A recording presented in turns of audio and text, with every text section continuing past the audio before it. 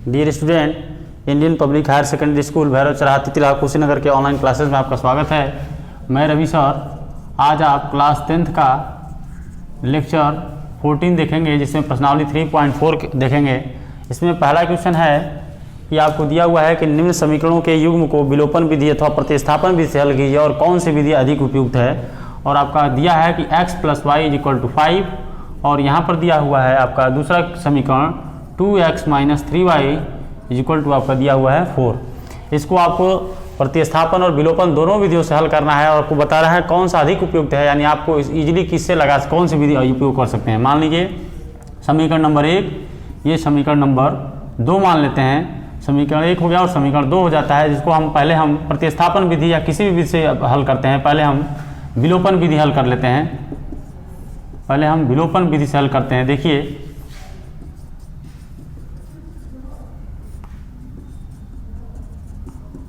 विलोपन विधि से हल करेंगे तो देखिए विलोपन से हल करने के लिए इस यहाँ पर क्या कर सकते हैं। समीकरण 1 में आप 3 से गुणा कर लीजिए और समीकरण 2 में से उसको जोड़ दीजिए। तो यहाँ पर देखिए 3 से गुणा करेंगे तो 3x प्लस यहाँ हो जाएगा 3y और ये हो जाएगा 3 बचे आपका 15 हो जाएगा। ये समीकरण नंबर आपका नया बन जाएगा समीकरण नंबर 2। ये समीकरण नंबर 3 बन जाएगा और इसमें से आप समीकरण 2 को घटा दीजिए, 2x माइनस जोड़ दीजिए 3y बराबर आपका हो जाएगा 4। ये समीकरण नंबर 2। यहाँ पर आप इसको जोड़ेंगे कैंसिल आउट हो जाएगा। 2x और 3x मिलकर हो जाएगा 5x बराबर 15, 4 आपका हो जाएगा 19। यहाँ से हो जाएगा आपका 19/5। ये हो जाएगा आपका x का वैल्यू हो जाएगा और यहाँ से y का वैल्यू निकालना है। तो x का मान आप x बराबर 19/5 किसी भी समीकरण में रख दीजिए। समीकरण 1 में रखने पर और समीकरण 1 में देखिए x की जगह 19/5 रखेंगे तो 19/5 और ये हो जाएगा प्लस y बराबर आपका हो जाएगा 15। यहाँ से हो जाएगा y बराबर 5 हो जाएगा। ये यहाँ से हो जाएगा y बराबर 5 माइनस 19/15 5। यहाँ से हो जाएगा y बराबर 5 × 5 = 25 माइनस हो जाएगा यहाँ पर 19 बटे हो जाएगा 5। 25 में से 19 घटाएंगे तो ये हो जाएगा 6/5, यानी y का वैल्यू आ गया आपका 6/5। चलिए इस विधि से हो गया। अब यहाँ पर हम दूसरी विधि प्रयोग कर लेते हैं। आपका यहाँ पर प्रतिस्थापन विधि से हल करेंगे तो देखिए यहाँ पर क्या हो जाएगा। समीकरण 3 दिया हुआ है 3x बराबर हम लिख सकते हैं उसको 3y प्लस हम लिख सकते हैं 4। यहाँ से लिख सकते हैं कि x = 3y + 4y, यहाँ से लिख सकते हैं 3। इसको हम मान लेते हैं समीकरण नंबर 3। और समीकरण 3 का मान जिस समीकरण को प्रतिस्थापित करते हैं उसमें नहीं रखते हैं, इसमें पहले में रख दीजिए।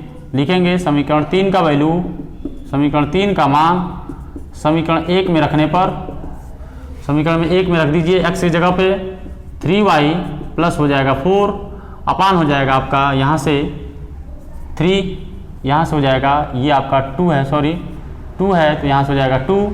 ये 3y + 4 अपान 2 और प्लस यहाँ से हो जाएगा आपका y बराबर आपका हो जाएगा 5। यहाँ से देखिए यहाँ से हल करेंगे तो 2 का गुणा y में करेंगे तो 3y + 4, 2 का गुणा y में करेंगे तो 2y अपान 2 बराबर आपका 5 हो जाएगा। 5 का गुणा 2 में कर देंगे तो 5 दूना आपका 10 हो जाएगा। और यहाँ से देखिए 3 × 2 = 5 हो जाएगा। 5y बराबर आपका हो जाएगा 10 - 4। यहाँ y बराबर 5y बराबर हो जाएगा 10 में से 4 निकलेगा आपका 6, तो y बराबर हो जाएगा 6/5। ये 5 नीचे आ जाएगा तो y का वैल्यू यहाँ भी 6/5 आता है। y का मान समीकरण 1 में रख दीजिए। y का मान समीकरण 1 में रखने पर समीकरण 1 में रखेंगे तो देखिए x प्लस आपका 6/5 बराबर आपका हो जाएगा 5। तो x बराबर हो जाएगा 5 माइनस 6/5 और ये 5 का गुणा 5 में करेंगे तो ये हो जाएगा 25 माइनस 6/5। 25 में से 6 निकालेंगे तो हो जाएगा 19/5। तो इस मेथड से भी x और y का वैल्यू सेम आता है, लेकिन देखते हैं कि आपको प्रतिस्थापन से थोड़ा सा इजी आपको लग रहा है विलोपन विधि, इसलिए हम उपयुक्त मानेंगे विलोपन विधि को। अब देखिए सेकंड क्वेश्चन दिया है कि निम्नलिखित समस्याओं में रैखिक समीकरणों के युग्म बनाइए और यहाँ पर उनके हल कीजिए, विलोपन विधि से ज्ञात कीजिए। चलिए हल करते हैं और विलोपन विधि से इनका हल करना है और ज्ञात करना है।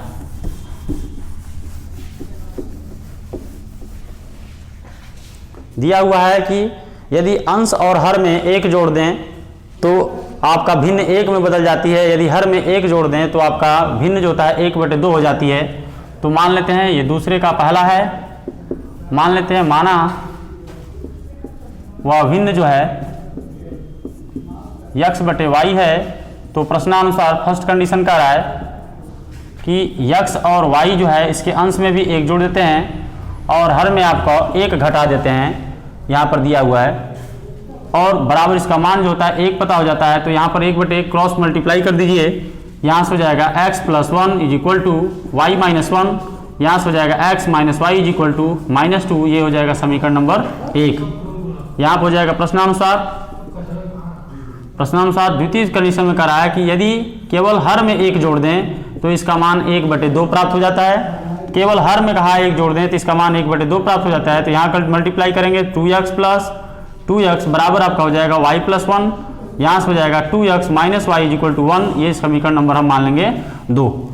और समीकरण 1 और समीकरण 2 को ध्यान से देखिए, तो इसको हम घटा दें। समीकरण 1 में से समीकरण 2 को घटाने पर घटाएंगे तो देखिए यहाँ से हो जाएगा x - y = -2 और 2x - y = आपका 1, घटाएंगे तो आपका माइनस, ये प्लस, ये माइनस कैंसिल आउट, यहाँ आपका देखिए -x हो जाएगा बराबर आपका -3, तो x = आपका हो जाएगा 3। यहाँ से x का वैल्यू 3 आ गया। अब x का वैल्यू 3 अब किसी भी समीकरण में रख दीजिए। तो यहाँ से देखेंगे समीकरण 1 से आप देखिए समीकरण 1 में x = 3 रखेंगे तो 3 - y = -2, तो -y = -2 और -3, -y = -5 हो जाएगा, माइनस माइनस कैंसिल आउट, तो y = आपका हो जाएगा 5। तो देख रहे हैं कि x का वैल्यू 3 आ रहा है, y का वैल्यू 5 आ रहा है, तो भिन्न हो जाएगा x/y यानी 3/5, ये आपका आंसर हो जाएगा। चलिए सेकंड क्वेश्चन का है 5 वर्ष पूर्व नूरी की आयु सोनू की आयु की 3 गुनी थी। 10 वर्ष पश्चात नूरी की आयु सोनू की आयु की यदि 2 गुनी हो जाएगी तो नूरी और सोनू की आयु बताइए। नूरी उसकी माँ है, तो मान लेते हैं नूरी की जो आयु है, नूरी की आयु मान लेते हैं वर्तमान आयु x वर्ष है, सोनू उसका यदि लड़का है तो मान लेते हैं इसकी आयु जो है मान लेते हैं y वर्ष है। 5 वर्ष पूर्व कह रहा है, तो ध्यान से देखिए 5 वर्ष पूर्व कहा है तो घटाएंगे, वर्तमान उम्र में से 5 वर्ष 5 घटा देंगे और सोनू की आयु में से भी हम 5 वर्ष घटा देंगे। और प्रश्न में कहा है प्रश्नानुसार, ध्यान से देखिए आप लगाइएगा, कहा है कि 5 वर्ष पूर्व इतना वर्ष हो गया, x - 5 नूरी हो गई, और 5 वर्ष पूर्व लड़का भी घटेगा तो y - 5 हो गया। कह रहा है प्रश्न में कि 5 वर्ष पूर्व नूरी की आयु जो है सोनू की आयु की 3 गुनी थी, तो कभी भी माँ में नहीं घटाएंगे, छोटे उम्र वाले में गुणा करेंगे, तो ये हो जाएगा x - 5 जो हो जाएगा, ये हो जाएगा y - 5। तो 5 वर्ष पूर्व नूरी की आयु सोनू की आयु की कितनी गुनी है? 3 गुनी है। कभी भी इधर गुणा नहीं करेंगे माँ में, क्योंकि बड़ी हो जाएगी, और तो बच्चे में गुणा करेंगे तो ये हो जाएगा x - 5 = 3y - 15, यहाँ से हो जाएगा x - 3y = -15 + 5, यहाँ से हो जाएगा x - 3y = आपका हो जाएगा -10, समीकरण नंबर 1। और इसके बाद सेकंड कंडीशन है कि 10 वर्ष पश्चात, तो लिख लीजिए 10 वर्ष पश्चात का मतलब बाद होता है, बाद में पहले x वर्ष था तो 10 वर्ष पश्चात कितना हो जाएगा नूरी की आयु x + 10 वर्ष। और इसी प्रकार 10 वर्ष पश्चात जो सोनू है इसका लड़का, इसका उम्र हो जाएगा y प्लस कितना हो जाएगा 10 वर्ष। और प्रश्न के अनुसार बना दीजिए। प्रश्नानुसार कहा है कि 10 वर्ष पश्चात नूरी की आयु सोनू की आयु की 2 गुनी रह जाएगी, तो x + 10 = आपका y + 10। ध्यान देना है कि सोनू का उम्र का दुगुना करना है, तो यहाँ से हो जाएगा x + 10 = 2y प्लस हो जाएगा 20। यहाँ से देखेंगे x - 2y = 20 - 10, और यहाँ से घटाएंगे तो x - 2y = आपका 10, समीकरण नंबर आपका हो जाएगा 2। यहाँ समीकरण 1 और समीकरण 2 में ध्यान दीजिए, दोनों को घटा लीजिए। तो समीकरण 1 में से समीकरण 2 को घटाने पर तो x - 3y = -10 और x - 2y = 10, घटाएंगे तो माइनस, ये प्लस, ये माइनस, तो यहाँ से देखिए x कैंसिल आउट, 3y से 2y जाएगा तो आपको -y, और 10 आपका हो जाएगा -20, माइनस से माइनस कैंसिल आउट, y आपका हो जाएगा 20। y हम किसको माने थे? सोनू को। तो सोनू की जो उम्र हो जाएगी वर्तमान उम्र वो हो जाएगा 20 वर्ष। इसी प्रकार x का पता करना है तो y का मान समीकरण नंबर 1 में रख दीजिए, चाहे 2 में। तो y का मान y बराबर 20 समीकरण 1 में रखने पर तो ये हो जाएगा आपका x माइनस 20 तिहाई आपका हो जाएगा 60 बराबर -10, तो x बराबर हो जाएगा 60 माइनस 10, तो x बराबर हो जाएगा 50 वर्ष। और ये बताइए x किसको माने थे, नूरी की आयु, उसकी माँ की आयु माने थे, तो उसकी माँ की वर्तमान जो आ जाएगी आयु हो जाएगी 50 वर्ष। चलिए तीसरा क्वेश्चन देखते हैं। दिया है 2 अंकों की संख्या के अंकों का योग 9 है, तो मान लेते हैं 2 अंकों की संख्या अगर 30 है तो हम जानते हैं 10 गुणे 30 प्लस, मान लेते हैं अगर 35 है तो 10 गुणे 30 प्लस यहाँ होता है 5, इसको बोलते हैं पीछे वाली संख्या को इकाई, और आगे वाली जो संख्या होती है उसको बोलते हैं दहाई। तो दहाई में 10 आता जरूर है, इकाई में देखिए 5 है, तो मान लेंगे माना दहाई का जो अंक है, माना दहाई का अंक मान लेंगे x और इकाई का अंक आपका हो जाएगा y।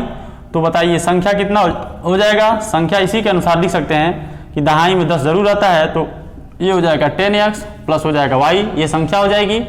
और प्रश्न में कहा है कि दोनों इकाई के संख्याओं का जो योग है, अंकों का जो योग है, अंक आपका x है और y है, इन अंकों का जो योग है वो दिया हुआ है आपका प्रश्न में, अंकों का योग 9 है, इसको समीकरण नंबर 1 मान लेंगे। और प्रश्न में आगे दिया है यदि संख्या के अंकों का, यदि संख्या का 9 गुना कर दें, मान लेते हैं प्रश्नानुसार दिया हुआ है यदि संख्या का 9 गुना कर दें, 10x प्लस y ये संख्या है, इसका अगर 9 गुना कर दें तो कह रहा है कि जो इस संख्या का अंक आपस में बदल दें, इकाई की जगह दाई, दहाई की जगह इकाई कर दें, तो ये संख्या हो जाएगा 10y प्लस कितना हो जाएगा x, तो ये हो जाता है उसके 2 गुने के बराबर हो जाती है। यहाँ से देखिए प्रश्न में कहा है कि यदि संख्या का 9 गुना संख्या के अंकों को पलटने से बनी जो संख्या है इसका 2 गुना है, तो वह संख्या ज्ञात कीजिए। तो संख्या का 9 गुना और इस संख्या के अंक पलट दे रहे हैं, x की जगह y, y की जगह x, यानी दहाई की जगह इकाई, इकाई की जगह दहाई। तो देखिए 9 धाम में 90x प्लस 9y बराबर आपका हो जाएगा 2 धाम 20y और आपका हो जाएगा 2x, यहाँ से हो जाएगा 90x माइनस 2x और ये हो जाएगा 9y माइनस 20y बराबर आपका हो जाएगा 0। यहाँ से देखिए 90 में से 2x निकलेगा तो आपका 88x और 88x माइनस हो जाएगा आपका 9y की जगह 9y घट जाएगा 20 में से, तो 11y बराबर आपका 0। यहाँ से देखिए भाग दे दीजिए तो ये हो जाएगा आपका 8x, 11 से भाग दीजिए 8x minus y equal to आपका 0, ये समीकरण नंबर 2 हो जाएगा। और समीकरण 1 और समीकरण 2 को ध्यान से देखिए तो जोड़ दीजिए। समीकरण 1 है x प्लस वाई बराबर आपका 9 और समीकरण 2 है आपका 8x माइनस वाई बराबर आपका 0। जोड़ेंगे तो देखिए क्या हो जाएगा, y से y कैंसिल आउट, ये हो जाएगा 9x बराबर हो जाएगा 9, तो x बराबर आपका हो जाएगा 1, यहाँ 9 से 9 कैंसिल आउट 1 से, तो x बराबर 1 हो गया, यानी दहाई का अंक 1 रहेगा।